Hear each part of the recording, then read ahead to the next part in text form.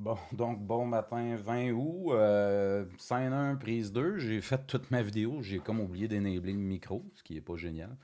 Donc je vais faire ça vite un matin, je voulais faire un survol un peu de ce que je voyais dans le graphique là, pour essayer de vous donner un peu de contexte là, dans la prise de décision. Commençons ça rapidement. Bitcoin dominance, on le voit, on était dans un canal haussier, on a brisé la barre environ du 59%, mais depuis ce temps-là, le Bitcoin il a décidé qu'il était en mode distribution, fait qu'il a pas, il semble pas qu'il ça, il tentait de laisser aller les altcoins. Donc, on est toujours là, il y a rien de vraiment clair, on se tient pas mal sur la ligne de support, là, donc il n'y a pas vraiment de direction là. Si on regarde le ratio entre le BTC puis l'Ethereum, on voit qu'on a eu une belle débarque, ce qui était bon pour l'Ethereum. Ça voulait dire que plus l'Ethereum montait plus vite que pouvait monter le Bitcoin, d'où le fait que le ratio diminuait. Puis là, on voit qu'on a atteint pas mal une zone quand même qui était plus importante dans le passé là, en termes de ratio. Fait qu'on a vu peut-être un petit rebond, ce qui veut dire que le Bitcoin se sentir mieux depuis peu que l'Ethereum, ce qui est normal dans un si on continue la correction. Après ça, si on regarde le Bitcoin de façon générale, là, on regarde ça simple, on peut voir qu'on a eu on est vraiment dans un cycle haussier, un pulse de 5 legs, ce qui est typique d'un pulse Elliott Wave là, en weekly, là, qui a commencé à 25 000. Donc un 2 3 4 5 on serait dans le dernier leg weekly. Donc c'est la fin, selon moi, du, euh,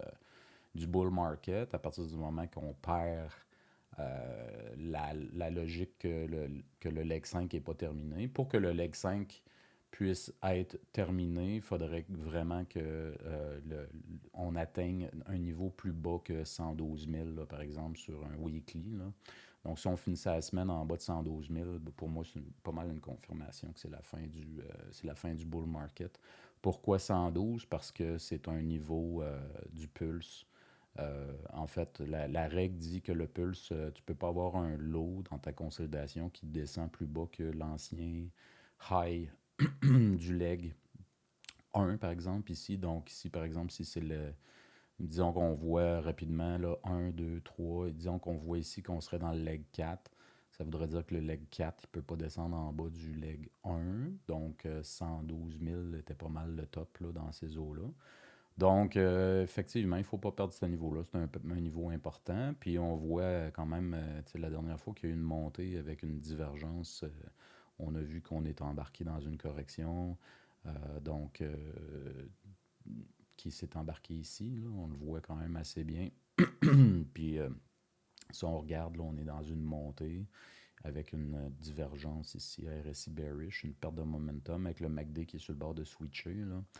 Donc, cette semaine était quand même assez importante pour le Bitcoin, je dirais. Là, c'est à suivre, mais moi, comme j'ai dit, je suis très bearish parce que perdre une tendance haussière comme ça, surtout d'une structure weekly, rising wedge comme ça, avec une divergence RSI avec des shooting stars ici, quand on regardait en daily, avec le volume de distribution qui était plus élevé.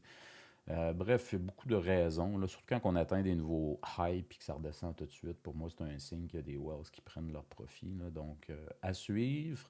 Sinon, super important, cette chart-là, personne n'en parle, mais c'est le ratio Nasdaq-SP500. Pourquoi? Parce que le Nasdaq, habituellement, a des meilleures performances que le SP500 en cycle haussier. Puis on peut voir qu'on était quand même dans une genre de longue phase de consolidation. Puis effectivement, on voit quand que les Trump tariffs ont embarqué, le marché a eu peur, on voit que le Nasdaq sous-performe le SP500, ce qui est normal, il est plus volatile. Depuis ce temps-là, il a monté, on a brisé la consolidation. On est dans un canal haussier qui, pour moi, oblique comme ça, je déteste. Là. C'est pas bullish du tout pour moi. Puis là, comme de fait, on l'a perdu hier. Donc, bref, c'est un signal que le Nasdaq pourrait superformer le SP500, ce qui est habituellement signe qu'on s'en va en correction. Puis on peut le voir ici, le MACD est sur le bord de lâcher aussi, donc c'est pas très bon signe. Je l'ai parlé ici, on est sur le Nasdaq dans une formation mégaphone avec une volatilité qui augmentait. La barre rouge, c'est le début du mois de septembre, qui est pas mal un mois qui est bearish statistiquement au niveau saisonnalité. Probablement que tout l'institutionnel, ils reviennent de leurs vacances puis ils prennent des profits sur les gains qu'il y a eu durant l'été. C'est une hypothèse, mais en tout cas, à date, c'est pas mal souvent ce qui semble arriver au mois de septembre, c'est pas un bon mois, là. Septembre, octobre est plus ambigu, là, mais octobre, novembre, décembre, ça va quand même mieux d'habitude au niveau saisonnalité, là. Sinon, quoi d'autre? Ouais, si je regarde le Russell, malheureusement, on était comme dans un flag, on l'a brisé, on a fait un fake-out, puis là, on est retourné en dessous. Puis là, je suis en pre-market, on voit que le Russell est encore dans le négatif, là, donc c'est pas très bon signe là, quand tu as un breakout d'un flag, là, un flag parfait, ben, quand même un beau flag, puis qu'on fait un fake-out, c'est pas de super bon signe non plus. Ça, j'en ai parlé sur le groupe, là, j'ai montré le graphique, là, mais je trouvais que ça quand même, excusez, c'est lui ici, sur les contrats à terme, sur le SP500, là, on voit quand même qu'on est dans une genre de structure rising wedge. Si jamais il y a à briser, ça fait une correction environ de environ 10 à 12%, là, ce qui nous amène pas loin de notre FIBO retracement 50% là, entre la base du pulse puis le sommet. Là. Donc, potentiellement une petite correction qui nous amènerait dans les eaux ici où il y a eu quand même pas mal d'activité. Donc, 10-12% sur le SP500, on peut s'attendre à plus sur le Nasdaq si ça arrive. Euh, Sinon, quoi d'autre? Le DXY, on peut voir, ça je peux vous montrer quelque chose quand même, là, le mouvement, on est vraiment dans une phase séculaire, haussier au point de vue du DXY. DXY, je rappelle, c'est un basket de différents currencies, de différentes devises, dont le USD par rapport à, par exemple, l'euro, par rapport au yen, par rapport au yuan, par rapport au CAD. Puis chacun a une pondération. L'euro a la plus forte pondération. Donc le dollar USD prend des forces depuis la crise des subprimes. Et puis on peut voir qu'on est embarqué dans une genre de consolidation là, depuis octobre 2022. Là. Donc depuis que le marché remonte, là, on peut voir que le USD est en perte de vitesse, puis avec on dirait une genre de mégaphone ici aussi.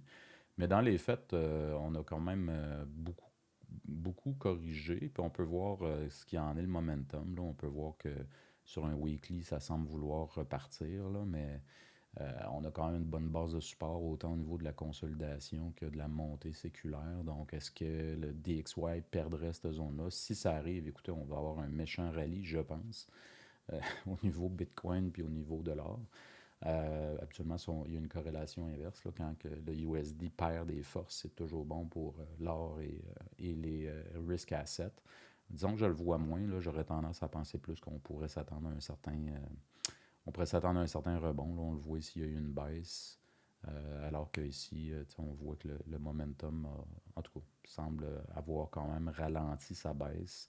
On voit un croisement MACD ici dans le territoire négatif. En tout cas, c'est tous des signes.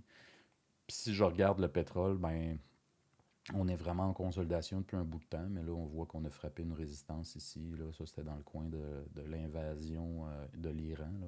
Puis depuis ce temps-là, on voit que le pétrole est en baisse. Là. Absolument, c'est pas signe d'une économie très forte quand le pétrole est en baisse. Là. Donc, c'est ce que je voulais montrer. Puis je peux peut-être vous montrer le Move Index. Là, j'en ai parlé, mais c'est vraiment un signal que vous devriez rajouter, je pense, à votre watchlist. Là. Ça va vraiment montrer la volatilité dans le marché obligataire.